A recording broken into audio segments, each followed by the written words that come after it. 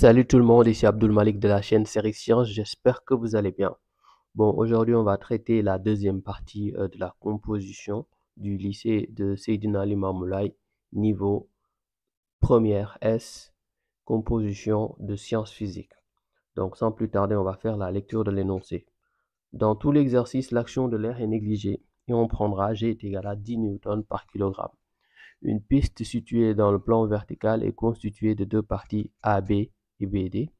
La partie AB qui est L rectiligne, c'est cette partie-là qui fait une longueur de 1 mètre et inclinée d'un angle alpha par rapport à l'horizontale qui fait 45 degrés. BD est un arc de cercle de centre O et de rayon petit r est égal à 20 cm, raccordé tangentiellement en B à AB, c'est-à-dire en B, c'est ici, et donc vous avez ici une portion de cercle. Une bille ponctuelle de masse M est égale à 200 g et abandonnée en A, sans vitesse initiale, et se déplace sans frottement sur la piste. Donc, premièrement, l'origine des altitudes sera considérée comme ici comme position de référence de l'énergie potentielle au point C. Donc, sur toute cette horizontale qui porte le point C, vous aurez ici ce qu'on appelle la position de référence. En premier lieu, petit 1, on demande de calculer les altitudes A, B et D. Bon, vis-à-vis, bien sûr, du point de référence, bien de l'horizontale, bien sûr. Ok. Ensuite, on nous demande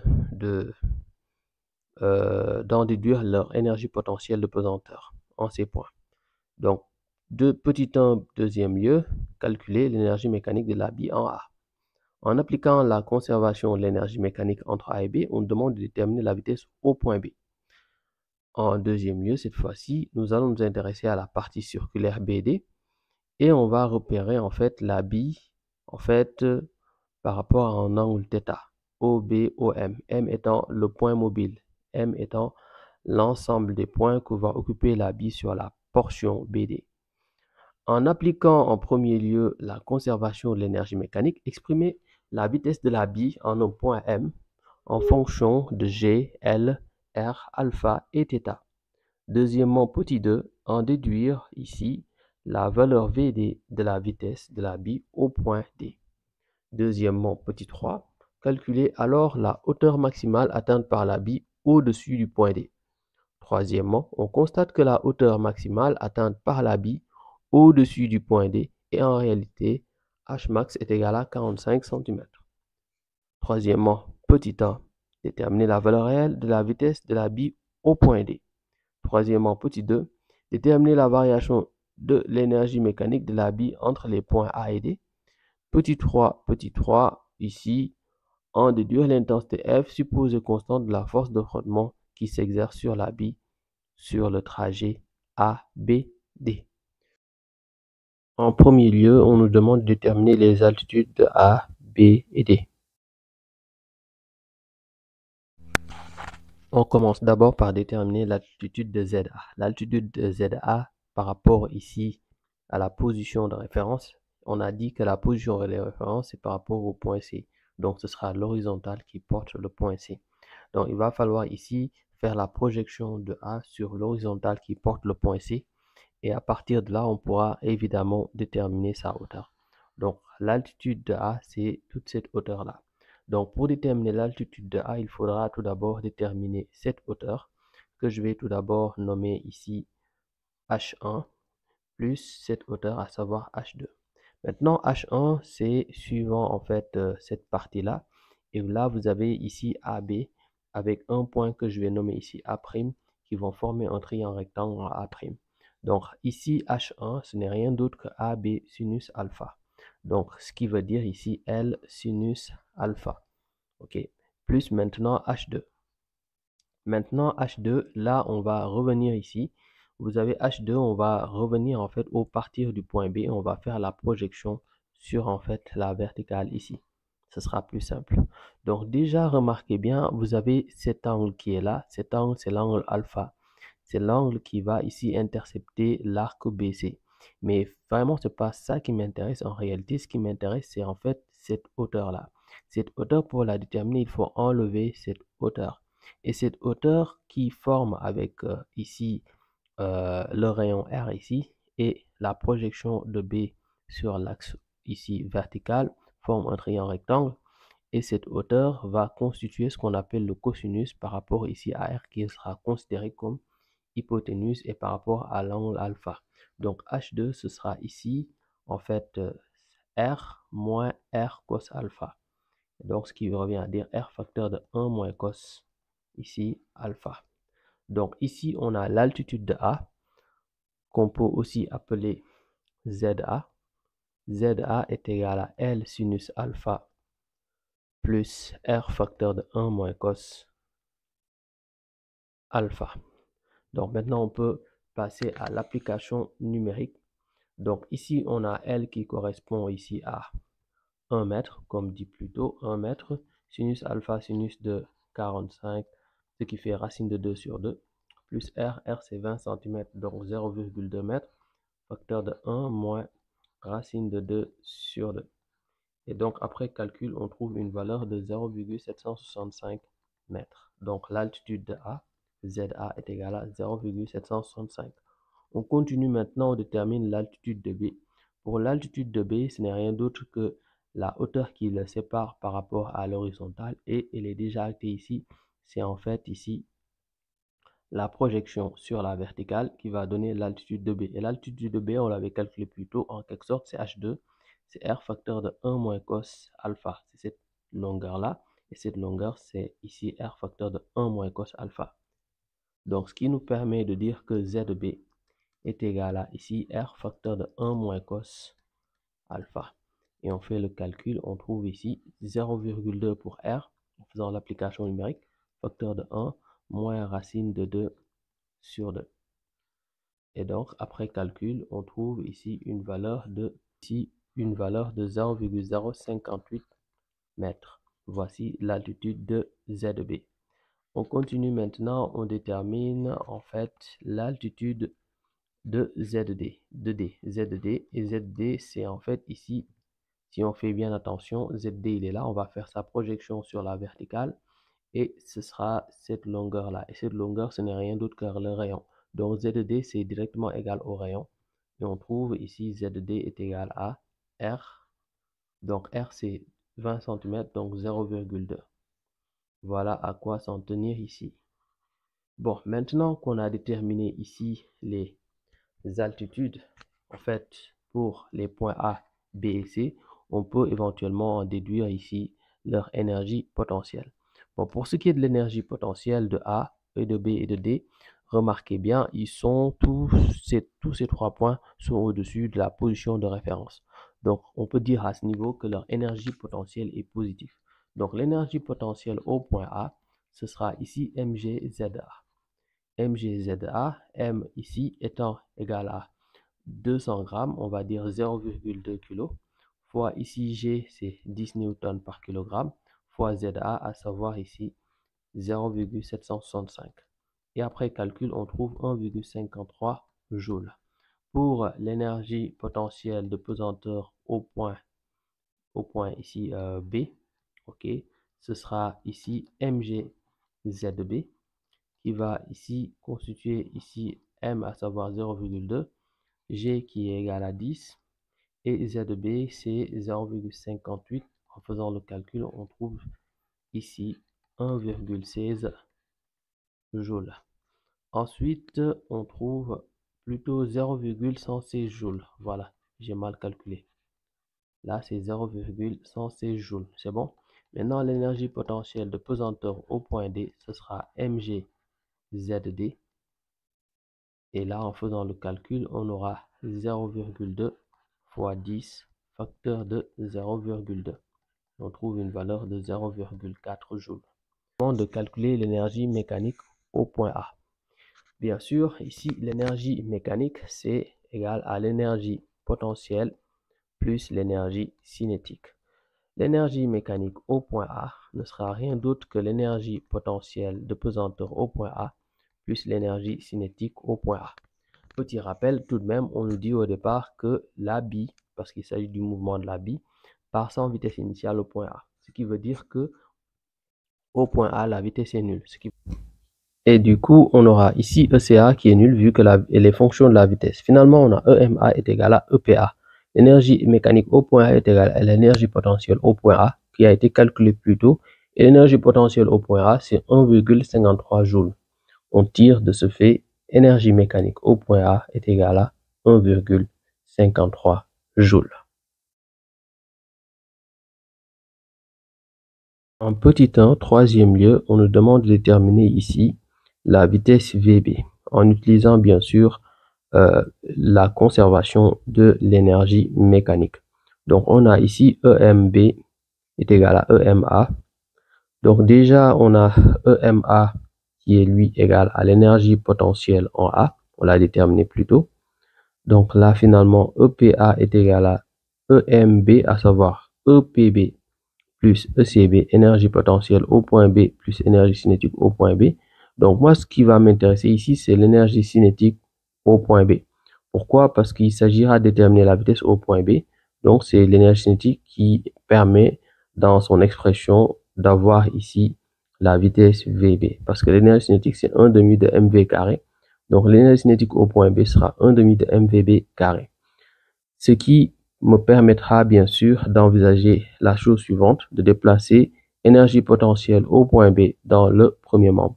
Ce qui fait EPA moins EPB est égal à ECB. Donc je reviens sur l'expression ici de ECB, à savoir 1 demi de mvb carré, qui sera ici égal à l'énergie potentielle en A moins l'énergie potentielle en B. Bien sûr, la suite reviendra à multiplier de part et d'autre par 2 pour enlever l'expression 1 demi par rapport à VB carré. Et bien sûr, après, de tout diviser par M. Donc là, finalement, on aura VB carré qui sera ici égal à 2 facteurs de énergie potentielle au point A moins énergie potentielle au point B sur la masse M. Partant de ce principe, on peut tirer ici la vitesse au point B sera ici égale à racine de 2 facteurs de énergie potentielle au point A moins énergie potentielle au point B sur la masse M. Bon, finalement, on tire ici. En faisant l'application numérique, on a VB. En remplaçant chaque expression par sa valeur, 2 facteurs de ici, l'énergie potentielle au point A qui n'est autre que ici 1,53 moins l'énergie potentielle de pesanteur au point B qui n'est autre que 0,116 sur M, et M c'est ici 200 grammes, donc 0,2. Et donc après calcul, on trouve une valeur pour VB de 3,76 mètres par seconde. Ensuite, on vous demande de déterminer la vitesse de la bille en fonction de G, L, R, alpha et θ. Donc déjà en utilisant ici la conservation de l'énergie mécanique à ce niveau. Arrivé là maintenant, on va devoir ici déterminer la vitesse au point M en fonction de ici L, alpha, G, R et θ. Donc déjà, quelque part, si on nous parle de L, c'est que forcément, en appliquant le théorème de l'énergie mécanique, on va forcément partir du point A, qui va être considéré comme point initial, et point M comme point final de la situation. Bon, pour le reste, c'est pas difficile. On va juste poser énergie mécanique en A est égal à énergie mécanique en M. M étant un point quelconque ici sur l'axe BD. Donc l'énergie mécanique en A, c'est l'énergie potentielle en A, ok, qui sera ici égale à l'énergie mécanique en M, à savoir l'énergie potentielle en M plus l'énergie cinétique en M. Vu qu'il s'agit de déterminer l'expression de la vitesse, on va forcément avoir besoin de l'expression de l'énergie cinétique au point M. Ce qui nous permet directement, après cette expression, de tirer l'énergie cinétique en M est égale à énergie potentielle en A moins énergie potentielle en M. Bon, l'énergie potentielle en A, je pense qu'on le sait, c'est mgza. Donc, ce qui veut dire mgza, et za, c'était en fait L sinus alpha moins ici R facteur de plus R facteur de 1 moins cos alpha. Maintenant, le reste sera de déterminer ici l'énergie potentielle au point M. Bon, pour cela, on revient sur le schéma ici. Suivez attentivement. Je vais agrandir un peu. Donc maintenant, pour ce qui est ici de l'énergie en fait potentielle au point M, on va faire sa projection sur la verticale. Et en fait, ici, ce qui va nous intéresser, c'est la hauteur, sa hauteur par rapport ici à C, puisque en fait, énergie potentielle au point M, de manière générale, ce sera mg Zm, Zm étant l'altitude de M. Et l'altitude de M par rapport à la position de référence, c'est cette hauteur-là que je vais nommer H'. Ok. Pour déterminer H', en fait, ce sera pas si évident. Ce sera en fait cet angle, il est en regard de cet angle, c'est-à-dire que là, quelque part, vous avez un angle qui n'est autre que, en fait, alpha dont on a soustrait θ. Donc, cet angle que je peux nommer bêta, ici, bêta est égal à, en fait, alpha moins θ. Vous voyez bien. Et pourquoi je parle de bêta? Parce que quelque part, je sais que toute cette longueur, c'est le rayon. Maintenant, si on enlève cette longueur-là, en fait, qui forme avec la projection de M sur la verticale et ici, le rayon qui est toujours ici, on va avoir un triangle rectangle en un point. Donc, ce point-là, ici, bien sûr, ne nous intéresse pas. Ce qui nous intéresse, c'est cette longueur-là. Et cette longueur, ce n'est rien d'autre que R ici, cosinus bêta. Bêta étant alpha moins θ. Vous voyez bien, ce sera R cosinus bêta. Maintenant, H', ce sera quoi? Ce n'est rien d'autre que le rayon moins cette longueur, ce qui fait R facteur de 1 moins cos bêta. Vous voyez bien. Et bêta étant alpha moins θ. Donc, une fois qu'on a fini de déterminer cette relation, on peut revenir sur l'expression de l'énergie potentielle qui n'est autre que moins mg Zm. Et Zm, je l'ai déterminé plus tôt. C'est quoi? C'est H', à savoir ici R facteur de 1 moins cos bêta. Et bêta, on le rappelle, c'est alpha moins θ. Bon, là, rapidement, je tire ECM, ok, est égal. Bien sûr, là, je vais développer toute cette expression, mais avant cela, je vais factoriser par mg. Donc, j'aurai mg, facteur de ici, L sinus alpha. Je développe l'expression qu'on a à l'intérieur, ça fait R, donc plus R, moins R cos alpha. Et là, j'aurai, bien sûr, en factorisant par mg, j'ai factorisé tout ceci aussi, ce qui fait qu'il reste que R ici, parce qu'en factorisant par mg, j'ai mg ici, donc pour qu'il n'y ait pas d'amalgame. Et là, j'ai moins R fois 1, ce qui fait moins R, et moins R fois cos bêta, ce qui fait plus R cos bêta. C'est bon? Donc là, quelque part, j'ai ici plus R et moins R qui se neutralisent. Et je reviens sur l'expression de l'énergie cinétique au point M, c'est 1 demi de M Vm carré est égal à mg facteur de L sinus alpha moins R cos alpha plus R cos bêta. Bien sûr, on n'a pas besoin de bêta, mais c'est vers la fin que je vais remplacer par alpha moins bêta. Bon, suivez bien, on va factoriser ici aussi par M et multiplier toutes ces expressions du premier au second membre par 2. Donc là, finalement, j'aurai Vm carré au final est égal à 2G facteur de L sinus alpha, bien sûr, plus R en factorisant par R, ce qui fait moins cos alpha plus cos bêta, à savoir cos bêta, bêta étant ici alpha moins θ, moins cos alpha. Et là, je ferme la parenthèse. Donc, voici l'expression de Vm carré. Donc, Vm devient racine de 2G facteur de L sinus alpha plus R facteur de cos alpha moins θ moins cos alpha. Voilà ce qu'il fallait faire.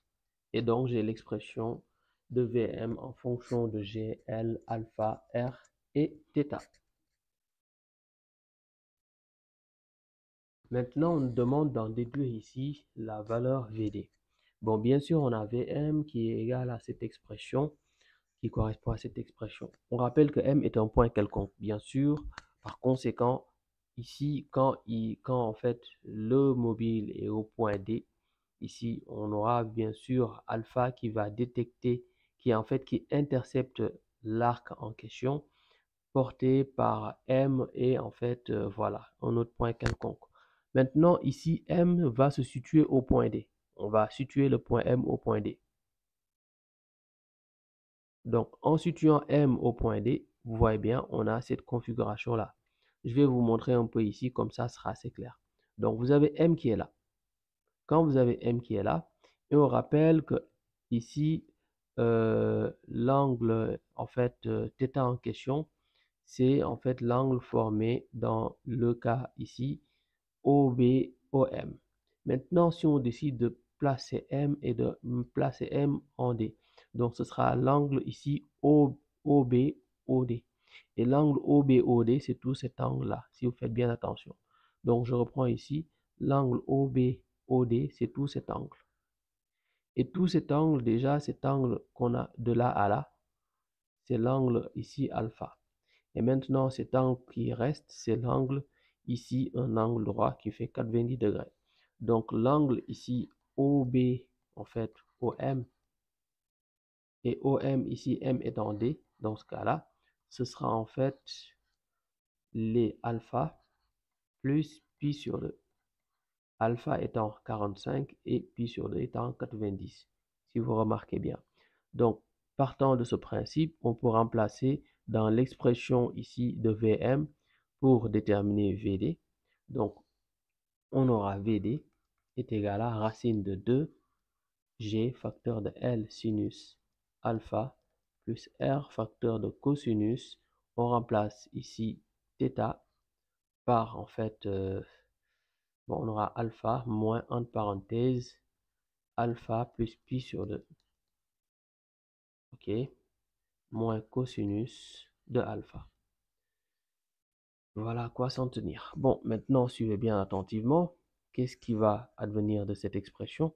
On a Vd est égal à racine de 2G facteur de L sinus alpha plus R. Et là, on a cosinus de alpha moins alpha plus moins pi sur 2, autant pour moi. Moins cosinus de alpha. Donc, finalement, on a Vd est égal à racine de 2G facteur de L sinus alpha plus R facteur de cosinus de alpha moins alpha, c'est 0. Et donc, il nous reste moins pi sur 2. R cosinus de moins pi sur 2 moins cosinus de alpha. Bon, cosinus de moins pi sur 2, c'est 0. Cosinus de moins 90, c'est cosinus de 90. Et donc, finalement, on aura 0 ici.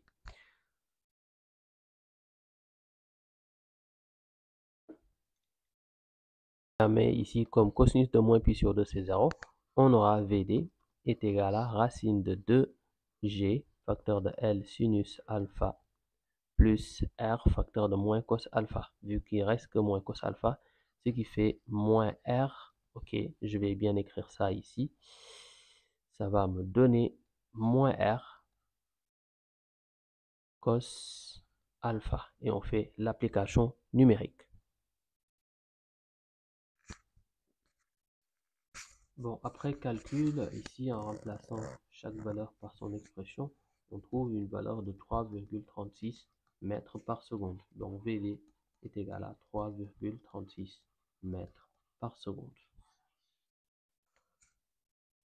En deuxième lieu, troisièmement, on nous demande de calculer la hauteur maximale au-dessus de D.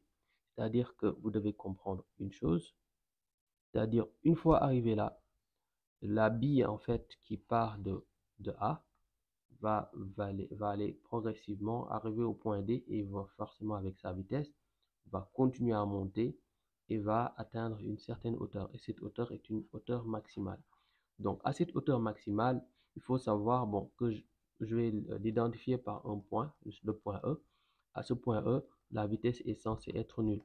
Vu qu'arrivé là, il ne va plus monter et donc il va forcément redescendre. Donc, sa vitesse est nulle à ce niveau. Donc, on va ici, comme on nous l'a demandé, en fait, avec l'utilisation, bien sûr, de l'énergie mécanique, si on veut, on peut aussi utiliser l'énergie mécanique à ce niveau. Ou encore, si on veut, la variation de l'énergie cinétique. Ok, on peut aussi utiliser les deux cas de figure, c'est valable. Donc, moi, je vais utiliser ici la variation de l'énergie cinétique entre D et E. Pourquoi je vais ici utiliser la variation de l'énergie cinétique? Parce que c'est plus simple, mais également, on ne nous a pas imposé d'utiliser ici la variation de l'énergie mécanique sur cette partie. Donc ici, delta de EC entre D et E, ce sera la somme des travaux, des forces qui agissent sur, en fait, ici, la bille entre D et E. Et ici, il s'agit d'un mouvement d'un solide qui, voilà, monte vers le haut. Donc, il est uniquement soumis à l'action du poids. Le bilan des forces appliquées va correspondre uniquement au poids. Et là, c'est assez simple. On aura ici 1 demi de m VE carré moins 1 demi de m VD carré est égal à ici travail de P. Et travail de P, comme il s'agit d'une montée, ce sera un travail résistant moins mg. Et là, je nomme H. Voilà. L'objectif, c'est de déterminer la hauteur maximale. Et donc, cette hauteur maximale, on va dire H max si on veut. Donc, on rappelle que la vitesse au point E est nulle. Donc, on aura moins 1 demi de m VD carré est égal à moins mg H max. Moins mg H max. Donc, ici, à déterminer ici. Maintenant, on peut déterminer ici H max en faisant quoi? En déplaçant G dans le second membre. On a VD carré sur 2 est égal à G fois H max. Et donc, on tire ici en faisant le calcul. Bon, G qui va venir diviser VD carré sur 2. Donc, VD carré sur 2G est égal à H max. Et on remplace VD par sa valeur. Donc, VD, c'est 3,36 mètres par seconde au carré sur 2 fois G, à savoir 20. Et donc, on tire H max est égal à 0,564 mètres. Voici la valeur. Ensuite, maintenant, on veut déterminer la véritable valeur de la vitesse au point D. Bon, en réalité, on se rend compte que la hauteur atteinte n'est pas celle déterminée plus tôt. C'est en fait 0,45. C'est ce qui est dit dans l'énoncé. Voilà. Donc, ça, c'est une nouvelle condition qu'on nous donne. Donc, forcément, arrivé là, ça veut dire que la vitesse VD, telle qu'on l'avait au départ, n'est pas celle qu'il est censé être. Donc, on va nommer cette vitesse VD' dans ce cas-là. Et on rappelle un peu l'expression. On avait ici VD carré sur 2. Je vous apprends rien, c'est l'expression qu'on avait ici, est égal à G fois H max. Ok. Donc, comme ici, l'objectif, c'est de déterminer la nouvelle vitesse que je vais nommer VD'. Donc, VD' au carré est égal à G fois H max. On tire VD' au carré est égal à 2G fois H max. Donc, VD', ce sera racine de 2 fois G fois H max. Et la hauteur maximale, comme c'est dit, c'est 45 cm qu'on va arrondir en mètres, 0,45 mètres. En faisant le calcul, on a VD' est égal à racine de 2 fois 10 fois 0,45.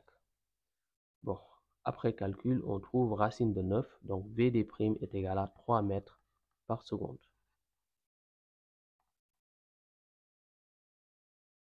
Ensuite, on veut ici déterminer la variation de l'énergie mécanique entre A et D. Bon, il faut comprendre une chose, étant donné que vous avez une nouvelle vitesse, contrairement à celle qu'on avait au départ, c'est que quelque part, en fait, il y aura une variation de l'énergie mécanique qui sera différente de 0 logiquement. Parce que les conditions qu'on avait plus tôt nous permettaient d'avoir une vitesse plus grande. Maintenant, si on a une vitesse plus petite, c'est qu'en réalité, il y a forcément un obstacle à cette variation de l'énergie mécanique qui ne sera plus nulle. Okay? Cette variation de l'énergie mécanique n'est plus nulle et dans ce cas-là, on va poser la variation de l'énergie mécanique comme demandé dans l'exercice entre A et D. Donc la variation de l'énergie mécanique entre A et D, ce sera EMA, position finale plutôt, on va dire EMD, moins EMA, autant pour moi. Et donc EMD, c'est l'énergie potentielle de pesanteur au point D, plus l'énergie cinétique au point D, ok, moins l'énergie mécanique au point A, à savoir ici, énergie potentielle au point A, calculée plus tôt. L'énergie potentielle de pesanteur au point D aussi était calculée, c'était 0,4 joules. Si je ne me trompe pas, oui, c'est 0,4. L'énergie cinétique au point D, on peut le calculer. C'est 1 demi de m VD' au carré. Et en faisant le calcul, on aura un CD qui sera ici égal à 1 demi fois la masse, à savoir 0,2, fois VD, à savoir ici VD au carré, à savoir 9. Bon, là, ça nous permet d'avoir une valeur ici de 0,9. Donc, ECD est égal à ici 0,9. On trouve 0,9 joules. C'est bon. Et bien sûr, on a ici plus 0,9. Et l'énergie potentielle au point A, qui correspond bien sûr à l'énergie mécanique au point A, on avait trouvé 1,53, ce qui fait moins 1,53. Et après calcul, on trouve moins 0,23 joules. Donc ici, delta de EM, à savoir EMD moins EMA, est égal à moins 0,23 joules. La question suivante, c'est d'en déduire ici l'intensité de F sur ABD. Bon, logiquement, si la variation de l'énergie mécanique est différente de 0, c'est dû en fait à ce qu'on appelle le travail des forces de frottement ou le travail des forces de résistance dans cette configuration. Donc, on va ici revenir sur la formule. Delta de EM est égal à ici travail de F. Okay. Or, travail de F, c'est quoi? C'est moins F fois la distance. Donc, la distance entre A, B et D. Donc, tout d'abord, pour déterminer la distance entre A, B et D, il est important ici de déterminer en fait les différentes portions. A, B et D comprend deux portions, c'est la portion AB et la portion BD. Donc, ici, vous avez la portion AB qui n'est autre que la longueur L. Maintenant, la portion BD, c'est tout ceci. La portion BD, en fait, pour déterminer, comme BD, c'est un arc de cercle, et déterminer, en fait, ici, un arc de cercle n'est pas difficile. Ce sera le rayon fois, en fait, l'angle entre B et D. Et l'angle entre B et D, c'est alpha plus pi sur 2. On l'avait déterminé plus tôt. C'est alpha, à savoir alpha qui est là, plus 90 degrés, à savoir pi sur 2.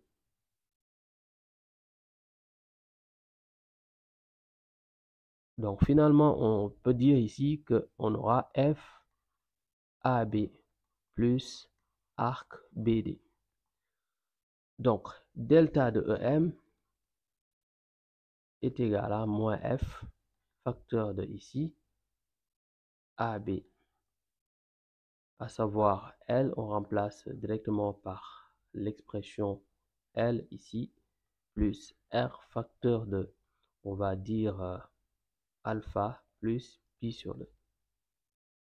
Pi sur 2 étant l'angle de 90 degrés.